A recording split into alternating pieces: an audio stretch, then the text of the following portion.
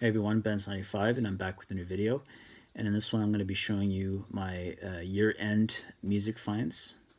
So essentially this is going to be a culmination of music finds that I got from the months of October to December. So just a bunch of records and a bunch of CDs, as well as a couple things that I got for Christmas. And before I begin, I'd like to just mention that it's been about 5 months since I made my last video. And like I've said before in videos previously, I get lazy when it comes to making videos, and I also needed to, take a break for a while. So yeah, that's technically the reason why I haven't been making any videos for a long time. So yeah, before I begin, I'm just gonna say I'm not gonna go into too much detail. I'm gonna make this video two parts. Because I have, a lot of stuff and I'm not going to try to make this a long video. So, yeah. So without further ado, let's begin the video. So I'm going to move on to starting with the records from the record store. This is, first one is by Deep Purple, Come Taste the Band. It's an underrated album by Deep Purple. And this was Mark IV of Deep Purple that featured David Coverdale on vocals, Glenn Hughes on bass, Tommy Bolin on guitar, John Lord on keyboards, and Ian Pace on drums. And this featured songs, that were very, of course, hard rock and heavy metal, but also kind of funky at the same time, because the funk element really came from Glenn Hughes, because he's kind of got like a funk element to his bass playing. Tommy Bolin kind of has a bit of a funk element to his guitar playing, and there's some really good songs on here. The highlights being "Dealer" and "This Time Around." "This Time Around" was sung by Glenn Hughes, and he's got a really good singing voice as well.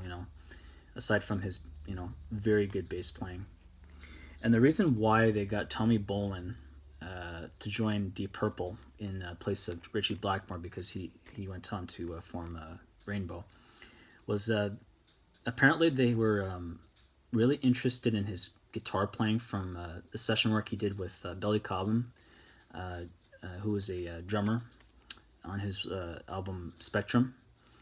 So they brought him in, and he essentially became the replacement for Ritchie Blackmore, and thus marked the beginning and the end of Mark IV, which, this is the only album that they did. And then following that was, of course, the death of Tommy Bolin, short-lived career. And they did eventually, reform later on back in 1984, with the original Mark II lineup, and they formed to put out Perfect Strangers. That was the album, so. But this is a very good album, very underrated, and I highly recommend you check this out if you haven't.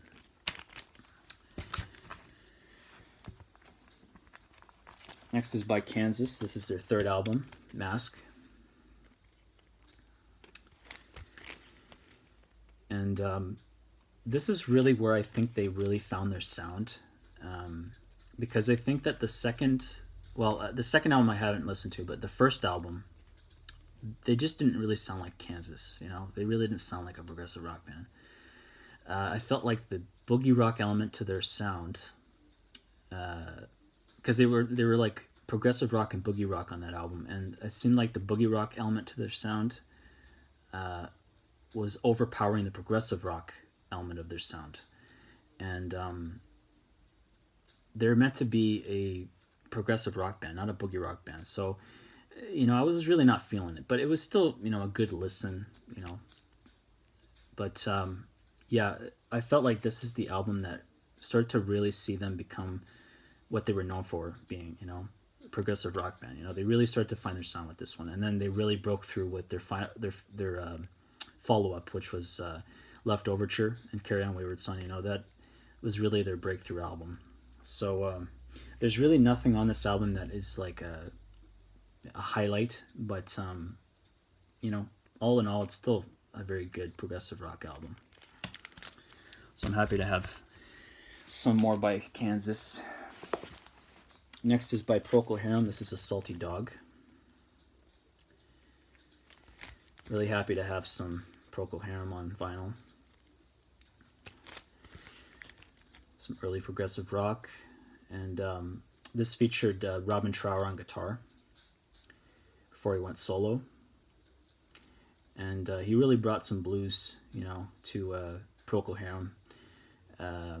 You know, of course, because he's essentially is like a, you know, a blues guitarist. You know, he's known for being a blues guitarist. And yeah, I mean, there's some really good stuff on here. And just happy to have some more progressive rock to add to the collection, you know, because that's something I really want to add more to my vinyl collection. So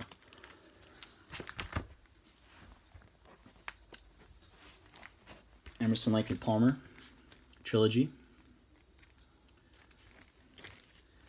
which features the songs From the Beginning and The Sheriff. And this is on gatefold.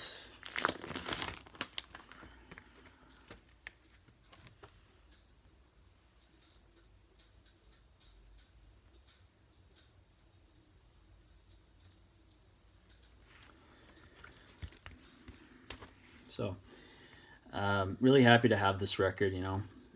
I'm happy to, you know, add some more from Emerson, Lake and Palmer to my collection. And there's some really, really nice artwork from Hypnosis.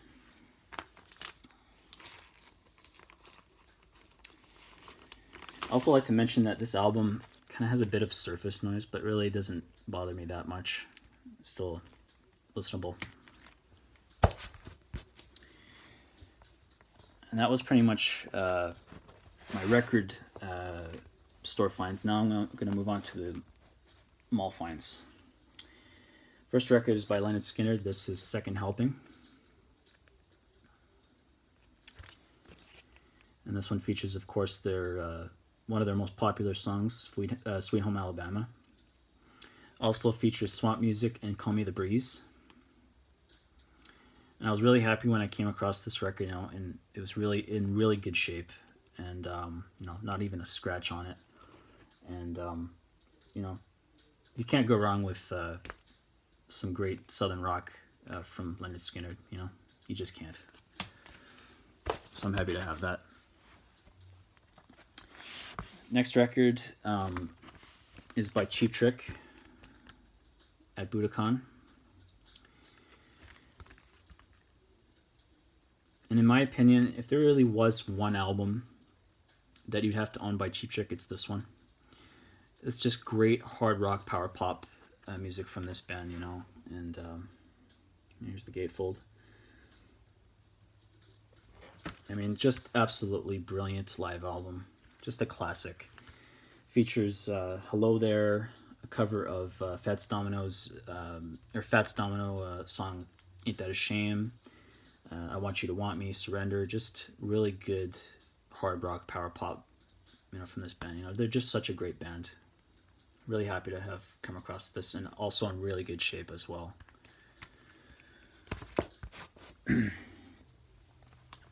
This one I'm really happy to have come across as well, in really good shape. The classic by Bruce Springsteen, Born to Run. Of course, on the back, the late Clarence Clemens, genius saxophonist, really good saxophone player. Here's the gatefold.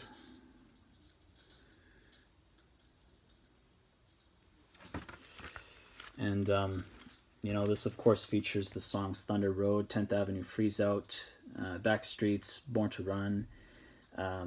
A really good album track on here, the Haunting, Meeting Across the River. Just really good stuff on this album. You know, I'm really happy to have come across something that's so classic by Bruce Springsteen. And yeah, hoping to get some more by Bruce Springsteen, you know. So it's a great addition to my vinyl record collection. And this one is a reissue of the Electric Prunes debut album. Some great garage psych right here on colored vinyl. This is on really beautiful purple vinyl, as you can see here.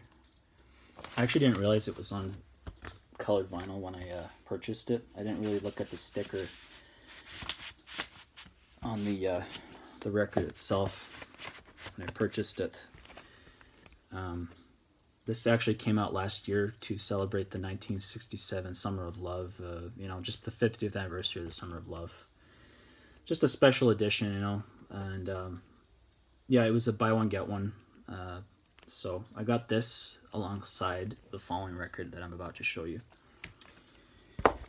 which is by Marillion. This is Misplaced Childhood. Some 80s prog, neo-prog. Sounds a lot like Genesis too, you know, they're a really, really good band. A really celebrated progressive rock band from England. And the songs that are on here, the highlights of this album are from side one, Kaylee and Lavender. Lavender is probably the one that sounds so majestic. It just sounds, it's such a beautiful song, and it just sounds so much like a Genesis song. Like if Genesis were I mean, this entire album itself, just not just that song in particular, but just the whole album itself. Like if Peter Gabriel hadn't left to go solo, and if Genesis had continued going into the 1980s, this is pretty much what it would sound like right here. So this is just some really good progressive rock music from the 1980s, and yeah, really happy to have some music by Marillion, and I'm hoping to add you know, some more by them, you know, in the future, in the near future, I should say. These last two I got from two different malls, but let's not go into specifics because there's really no point. Next is by Bill Nelson. This is his solo album, The Love That Whirls, Diary of a Thinking Heart. And this is like a special edition double album. The first album just essentially is his solo album, but then the second one is like, it's a soundtrack to a stage play of La Belle et la Bête, which is Beauty and the Beast in English. And you know, that's good and all, but like it's kind of noisy, and it's a bit, you know, I don't know, like it's gonna have to grow on me a little bit more, but it's listenable. But the album itself,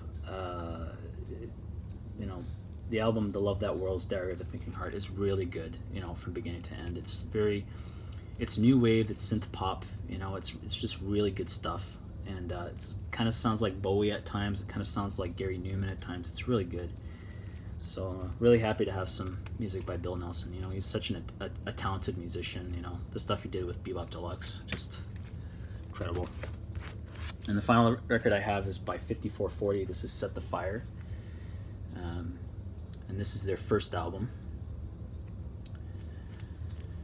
And this is long out of print, but this was actually, I think, a reissue from 1987. There's no real highlights off this, but this is really good. Really good, you know, Canadian rock music from this band.